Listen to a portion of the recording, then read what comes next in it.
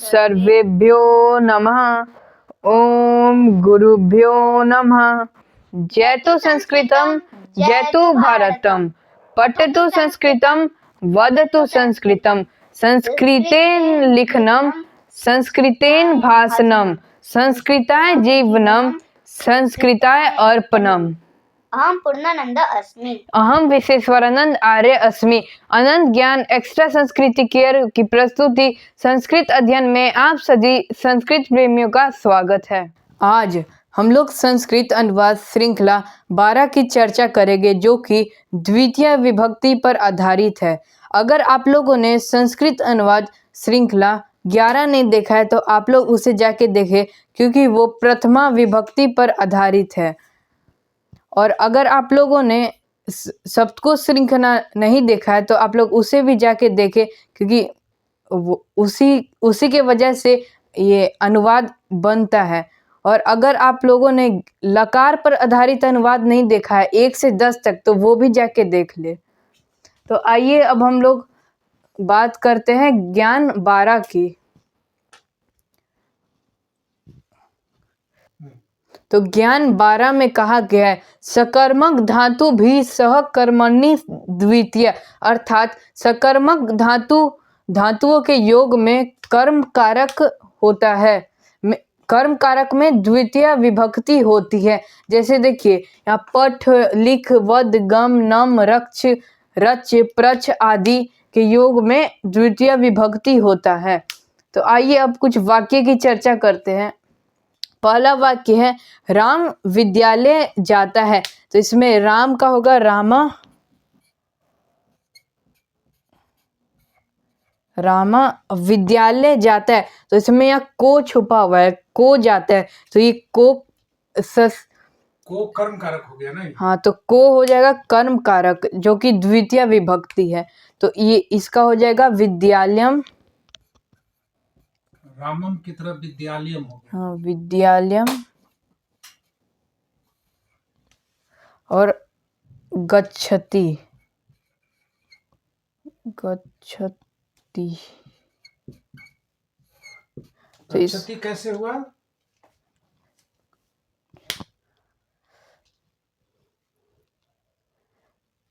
गच्छति कैसे हुआ?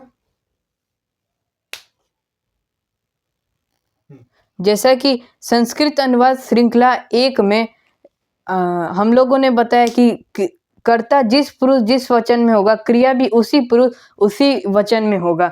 तो यहाँ जैसे देखिए ये रामा है, वो प्रथम पुरुष एक वचन में, इसलिए प्रथम पुरुष एक वचन में क्या लगता है ती, इसलिए यहाँ लगा गच्छति। यानी लट लकार के एक वचन में लगता है। हाँ, लट लकार में प्रथम पुरुष एक वचन में लगता है ती, इसलिए गच्छति हो गया यहाँ पर। अभी दूसरा नंबर देखते हैं। दूसरा नंबर है, वह पुस्तक पढ़ता है। इसमें वह पुस्तक को पढ़ता है, यहाँ को छिपा हुआ है, जो कि कर्म कारक है, इसलिए यहाँ द्वितीय विभक्ति हो गया। तो यहाँ वह का हो जाएगा सह, पुस्तक का होगा पुस्तकम, फलम फले फलानि, पुस्तकम पुस्तके पुस्तकानि। हाँ, ऐसे ही होता है। पुस्तकम और पढ़ता है तो पठती, तो इसका होगा सह पुस्तकम पठती। अब तीसरा नंबर देखते हैं, मैं नाटक को देखा, मतलब मैंने नाटक देखा। इसमें को है, मतलब द्वितीय विभक्ति, तो मैंने नाटक को देखा। तो इसमें मैंने क्या हो जाएगा अहम, नाटक का होगा नाटिकाम, नाटिकाम, और को देखा तो अपस्यम हो जाएगा, अपस्यम। भूतकाल का है ना, ये लंग लकार का है ना। हाँ, भूत का लंग लकार का है। उत्तम पुरुष एक वचन। हाँ, क्योंकि यहाँ लकार उत्तम पुरुष एक वचन में अम लगता है, तो अपस्यम हो गया। तो इसका होगा अहम नाटिकाम अपस्यम। ये अब एक और वाक्य देखते हैं, नागरिकों को देश की रक्षा करनी चाहिए। इसमें नागरिकों, यहाँ की लगा हुआ है, जैसा यहाँ की है तो ये षष्ठी विभक्ति है, लेकिन नियम के अनुसार ये द्वितीय विभक्ति होगा। क्या नियम यहाँ? रक्ष धातु के युग में है ना। हाँ, तो इसका क्या होगा वाक्य? तो इसका होगा नागरिकः, बहुवचन में हो गया नागरिका। हाँ जैसे रामा होता है नागरिका। हाँ नागरिका, और देश की, तो देश की हो जाएगा राष्ट्र रा, लेते हैं, हाँ राष्ट्रियम, राष्ट्रम। राष्ट्रम, राष्ट्रम। रक्षा करनी चाहिए, तो यहाँ हो जाए रक्षेयु, विधिलिंग लकार के ना, रक्षेयु। हाँ रक्षेयु, यानी विधिलिंग लकार प्रथम पुरुष बहुवचन, हाँ रक्षेयु।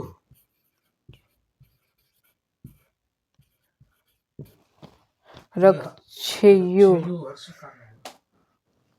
तो इसका होगा नागरिकः राष्ट्रम रक्षेयु।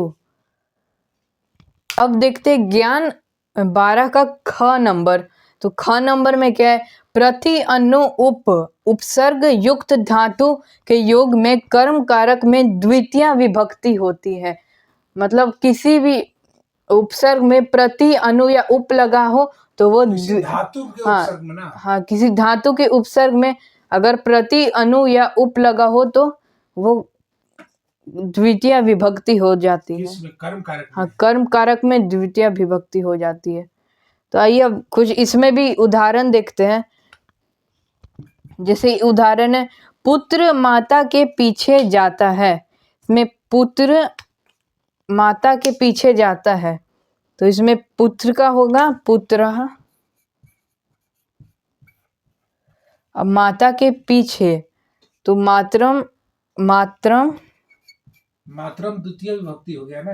हाँ मातरम द्वितीय विभक्ति, क्योंकि यहाँ के पीछे जाता का हो गया अनुगच्छ, जैसे यहाँ है अनु, अनु उपसर्ग लगा हुआ है गच्छति में, तो हाँ तो अनुगच्छति के मतलब के पीछे जाता है, तो इसमें होगा अनुगच्छति। मातरम लग गया, द्वितीय विभक्ति हो गया नहीं। हाँ तो इसका होगा अनुगच्छति।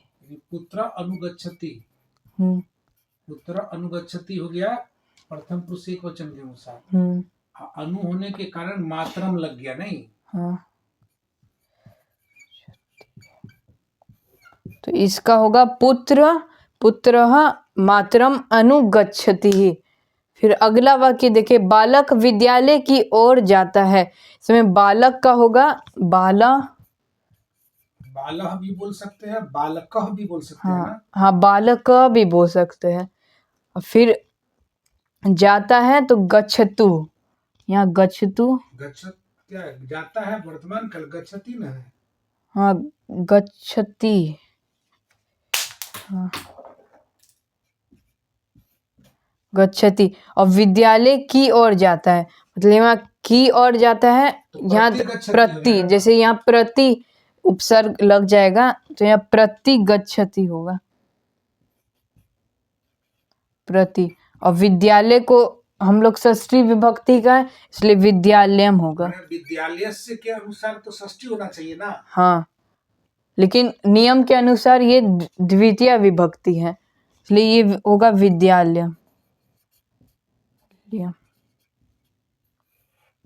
तो इसका होगा बाल विद्यालयम प्रति गच्छति। आइए अब एक और उदाहरण देखते हैं। आप विद्यालय की ओर जाए, तो इसमें आपका होगा भवान, भवान विद्यालय की ओर जाए।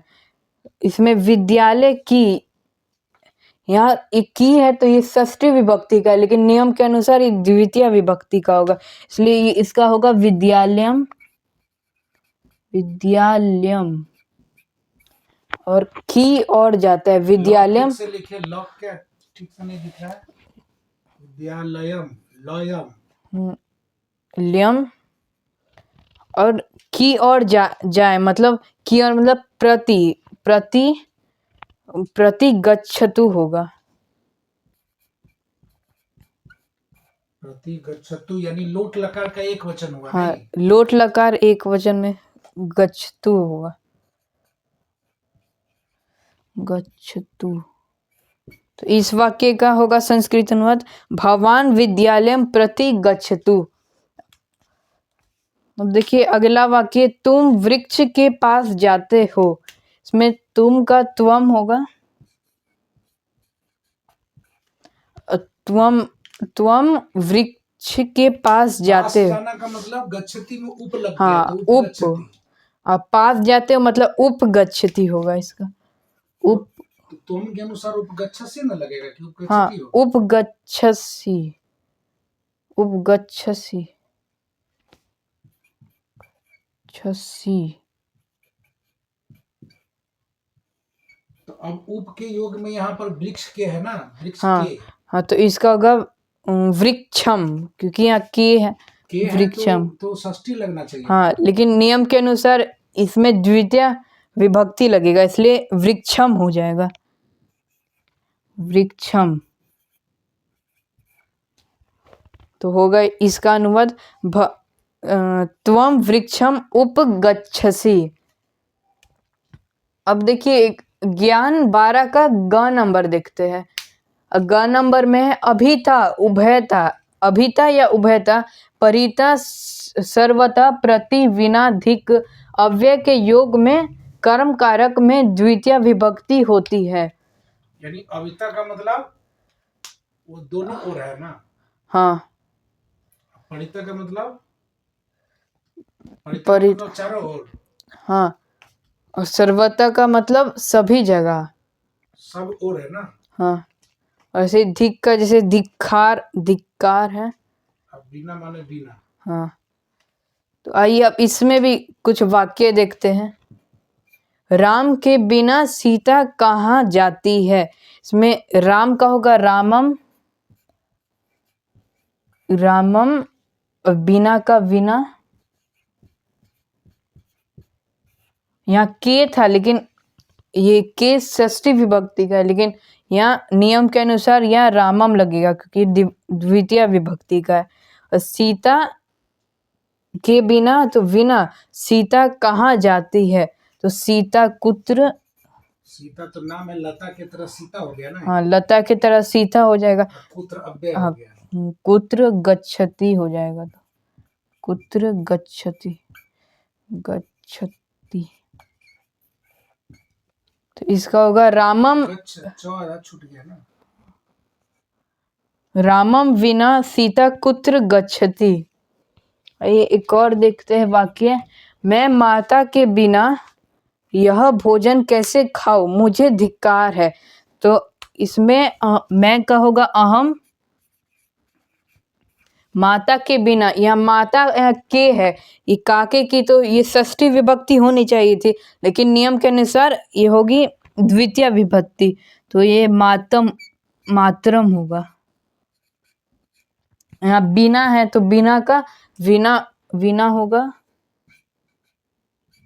मातरम विना, एतत् भोजनम, यह भोजन का मतलब, एतत् भोजनम, यह का एतत्, ये नपुंसक लिंग हो गया एक वचन। हाँ, फिर भोजनम, यह भोजन है, इसलिए भोजनम में एक वचन लगा तो एतत् में भी एक वचन हो गया नहीं। हाँ, और कैसे का कथम,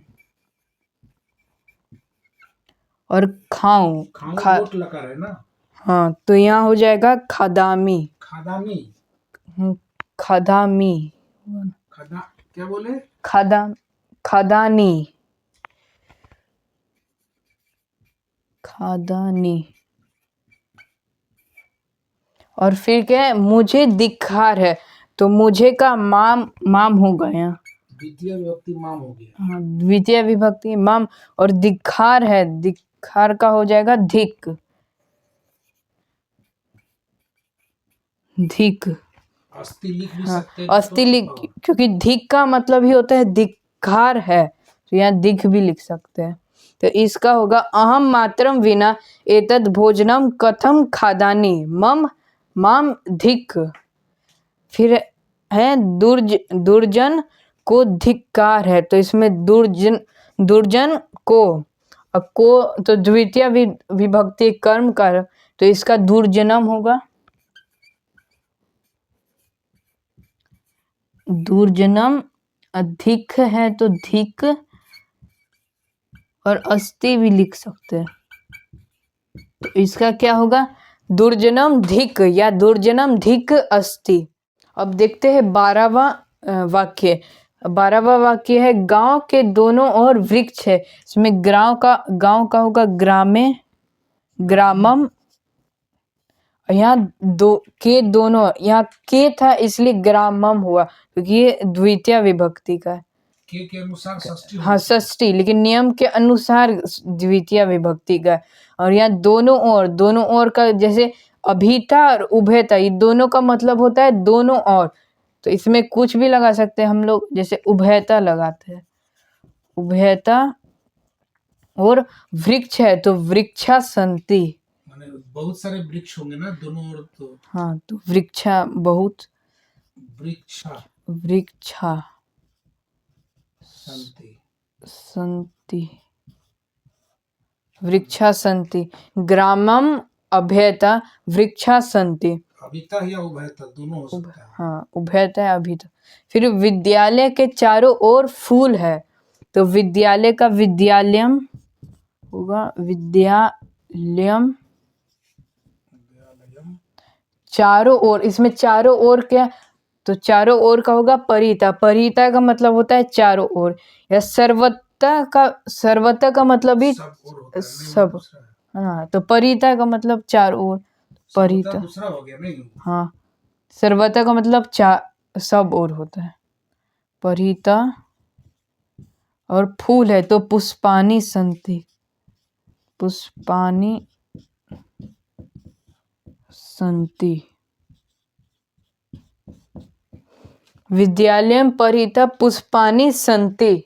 अब आइए अगला वाक्य देखते हैं। गांव के दोनों ओर जल है में गांव का ग्रामे होगा, ग्रामम, ग्रामम।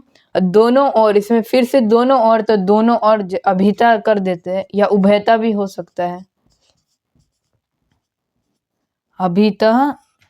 जल है तो जल, तो एक ही हो सकता है ना? तो जलम होगा, द्रव्यवाचक है, इसको गिनती नहीं कर सकते। हाँ संति नहीं, इसका होगा अस्ति। तो इसका होगा ग्रामम अभिता जलम अस्ति। तो अनुवाद श्रृंखला 12 में यहीं तक। आगे भी हम लोग अनुवाद श्रृंखला लेके फिर प्रस्तुत होंगे। से जयतु संस्कृतम, जयतु भारतम, पठतु संस्कृतम, वदतु संस्कृतम।